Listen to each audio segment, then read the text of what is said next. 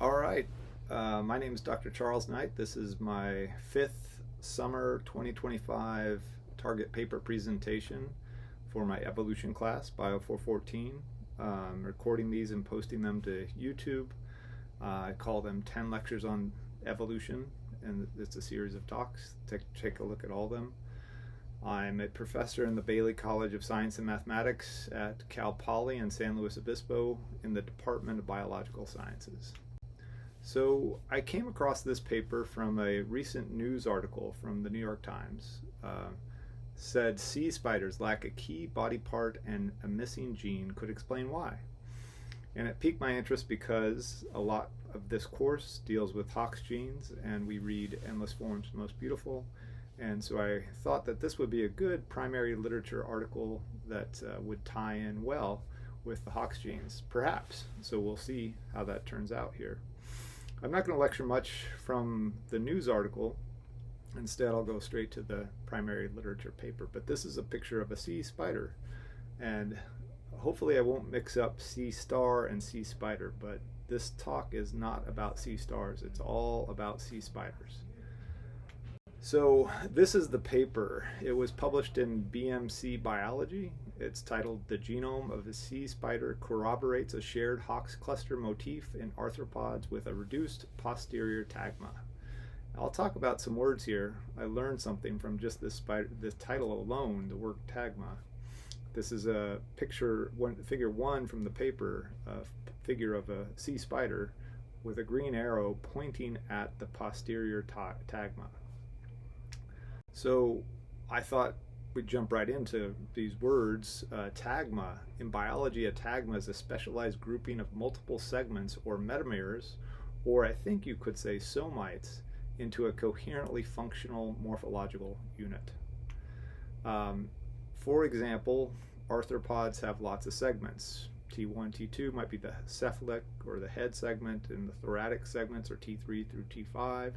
And then the abdominal segments are T6, A1, A2, A3, A4, A5. Actually, abdominal would be the A1s. So those are segments, but tagma or tagmata are groupings of those segments. And actually, through development, some of those segments may fuse together and become the protosome, and the abdominal segments may fuse and become a urosome. This is just a hypothetical presentation, but this is the idea of a tagma being a grouping of segments or somites together into one functional unit. In the ancestral arthropod, the body was made up of repeated segments, each with similar internal organs and appendages. One evolutionary trend is the grouping together of some segments into larger units or tagma.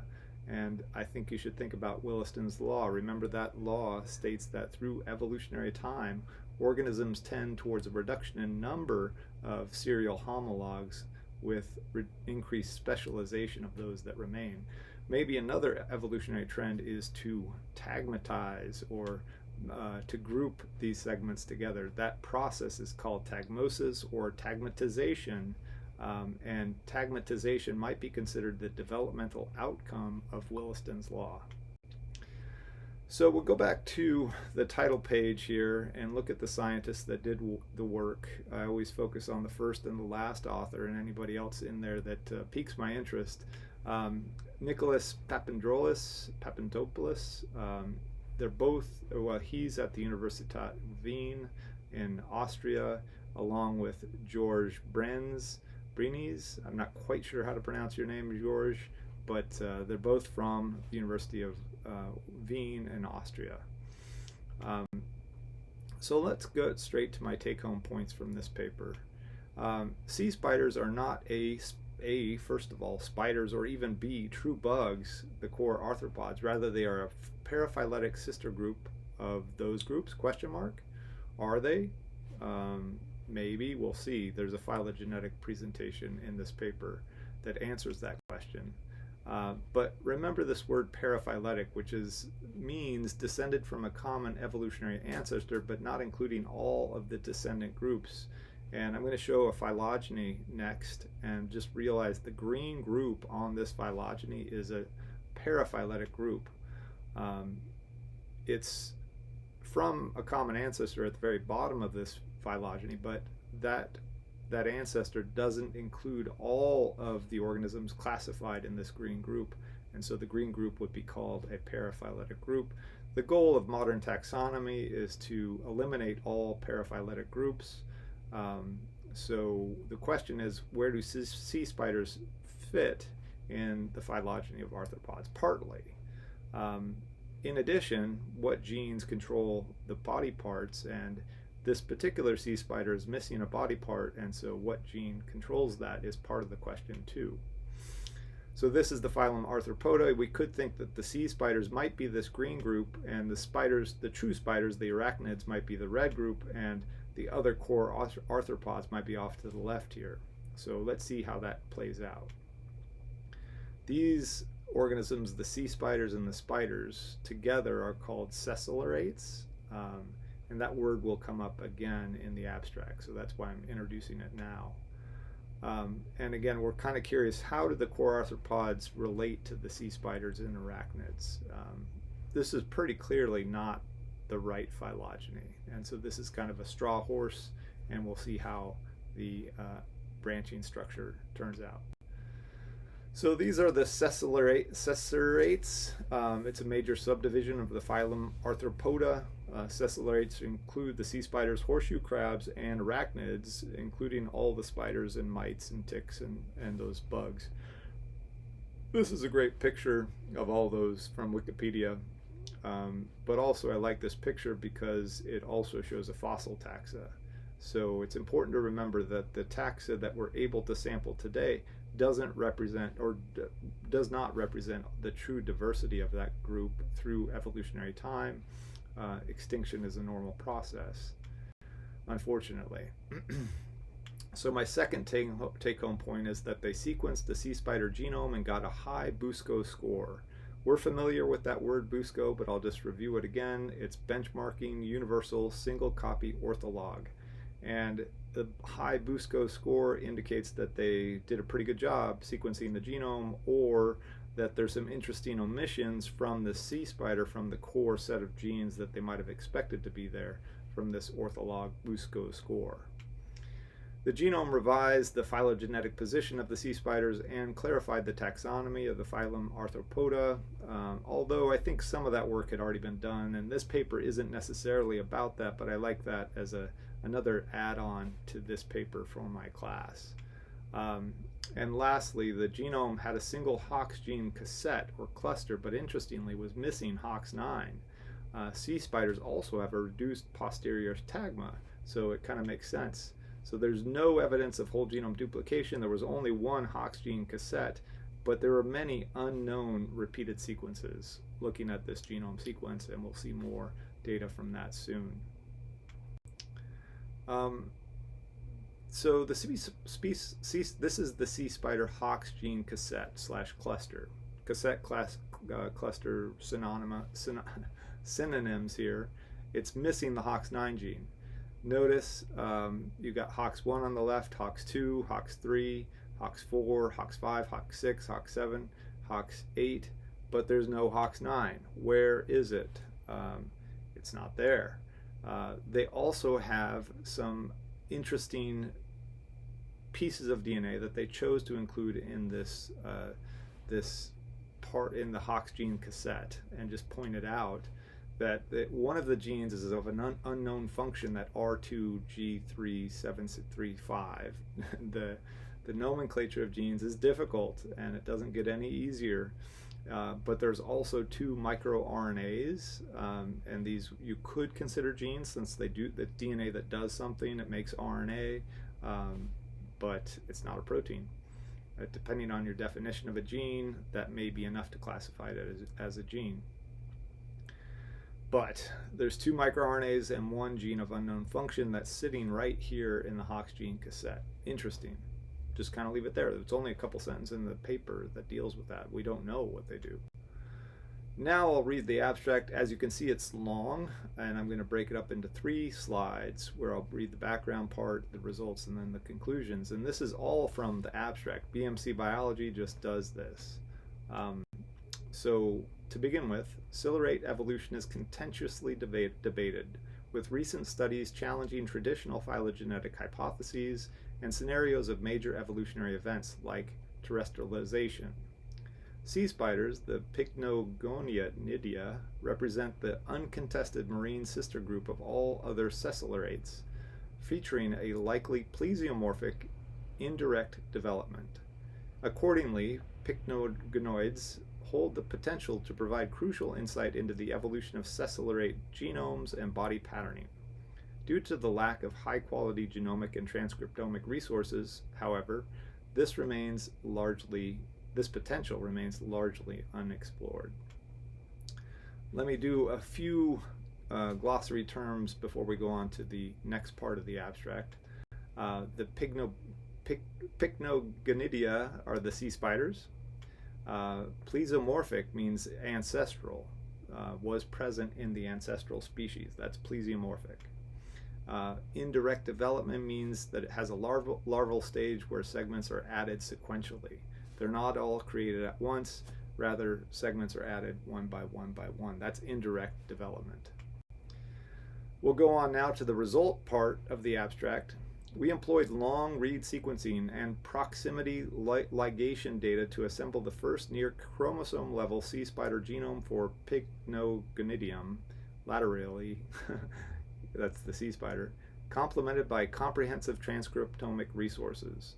The assembly has a size of 471 megabase pairs in 57 pseudochromosomes, a repeat content of 61.05%, and 15,372 predicted protein coding genes, and a robust completeness score of 95.8 BUSCO arthropods core and 95.7 of the BUSCO conserved microRNA families. Genome scale self-syntheny and homeobox gene cluster analysis show no evidence of whole gene duplication or WGD.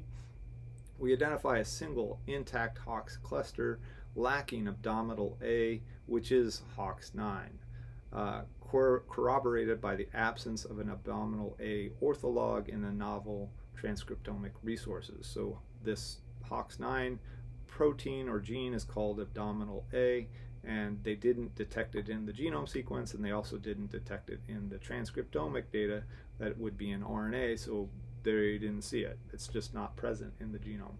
There's two ways of testing that. So let's look at a few more words here: genome, transcriptomic, pseudochromosome, BUSCO, and microRNA families, as well as syntheny. Bunch of words there, and WGD. So again, we'll do these words on the glossary notes slide. Pseudochromosomes are chromosomes inferred in silico from computers, not directly visualized. So they didn't do a karyotype, which is a visual representation, a microscope image of the chromosomes at metaphase. But instead they inferred chromosomes from a statistical technique that I couldn't really quite understand, but I'll still present it, the results at least.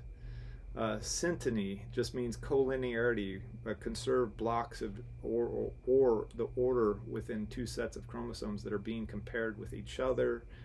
These blocks are referred to as synthetic blocks. The shared order of Hox genes is a great example of syntheny, where the genes fall in the same order anterior to posterior on all Hox gene clusters that are known of. We'll go back to the conclusion of the abstract. Whoops, I gotta go back. Oh shoot, I forgot to read that part, the conclusion part of the abstract. I can't go back and do that.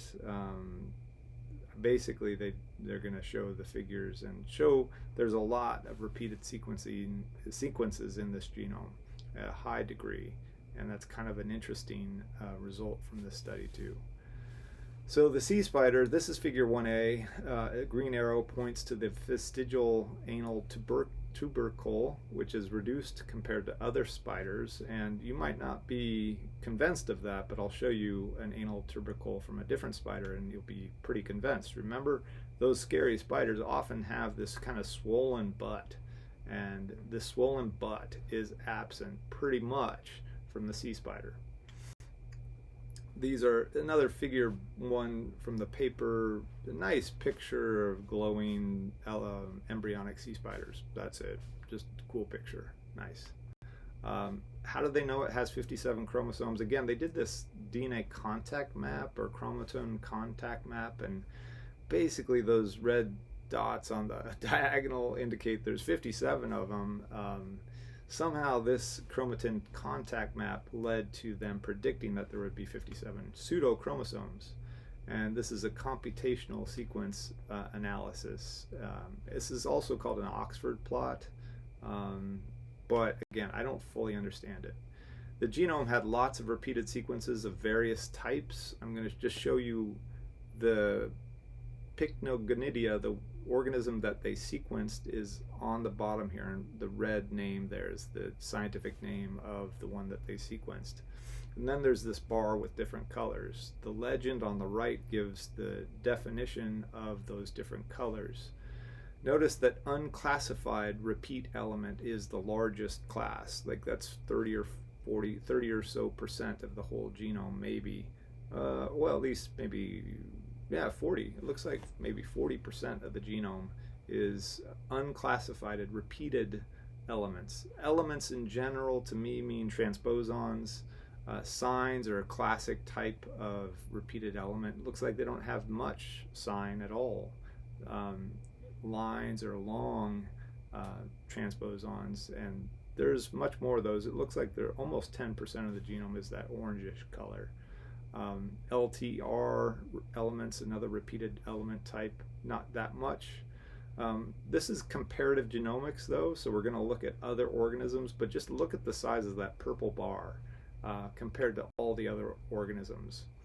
This particular organism has a high unclassified repeat content. Shot in the dark. We don't really know what it means, but they just are reporting it. There's more unclassified repeated elements than in other sessilerates. So I'm going to show you three plots below this diagram here. Whoops, I should have gone, well, the three plots. First is the genome size one.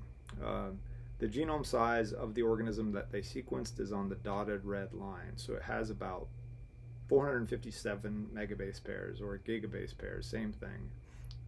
Well, gigabase pairs. Oh no, yeah, 457 megabase pairs. The axis is in gigabase pairs, which is 1 billion base pairs. The human genome is 3.5 billion base pairs or gigabase pairs. I'm not trying to confuse you. Human genome is 3.5 gigabase pairs. It's also 3.5 billion base pairs. This particular organism has 457 megabase pairs, which are millions of base pairs in their genome. It's small compared to humans. Compared to the other sessilerates, it's not that small, but or you could see that there's some sessilerates that have much, much larger genomes. In the hexapoda, for example, they get all the way up to almost 5 gigabase pairs. In the crustacea, there's also some of the largest genomes in the sessilerates. But conclusion from this figure, comparative genomics, is that the sea spider has a fairly small genome. The number of protein coding genes for this organism, to remember, around 15,347 protein coding genes. The Sessilorata have much more protein coding genes, and it looks like a lot of the other groups have many more. I don't know why they couldn't or give the number of protein coding genes for the Myriapoda. That's an interesting omission or absence of data there. Not much to say about that here, other than it's got a fairly small number of protein coding genes. But then if we look at the repeat content, this organism, the dashed red line in C, is kind of off the charts. It's way up higher, much higher repeat content. Above 60% of the genome is repeat element content. All right, remember this figure, and we're wondering, how do sea spiders relate to the rest of the arthropods? And we kind of have a understanding that this is probably the wrong phylogeny. from the paper, this is their figure 4b, we can see that the branching structure is different. Sea spiders is the green group, but they are sister to the arachnopodia, the arachnids, and that group is sister to the rest of the arthropods, the rest of the true bugs. So this is the correct topology. This is the incorrect topology, but I'm just going to fix it here digitally. This is the correct topology, where the core arthropods are sister to the sea spiders and the true spiders.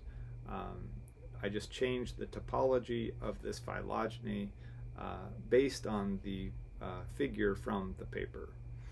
I'm trying to make this a teaching point that the topology of the phylogeny matters. Paraphyletic groups are bad. We're trying to get rid of all those paraphyletic groups, and by classifying the organisms this way, sea spiders are no longer paraphyletic. All right, I'll go back and read my take-home points again. Sea spiders are not A, spiders, or even B, true bugs. Rather, they are a paraphyletic sister group of those groups, question mark, and actually they're sister to spiders. I should have revised that here because we know better now. They sequenced the sea spider genome and got a high BUSCO score. The genome revised the phylogenetic position of sea spiders and clarified the taxonomy of the phylum Arthropoda. And the genome had a single Hox gene cassette/cluster, but interestingly was missing Hox9. Sea spiders also have a reduced posterior tagma, and so the form and genetic content kind of makes sense there. And there's no evidence of whole genome duplication, but this genome had a high content of repeated sequences. All right, that's it. Thank you very much.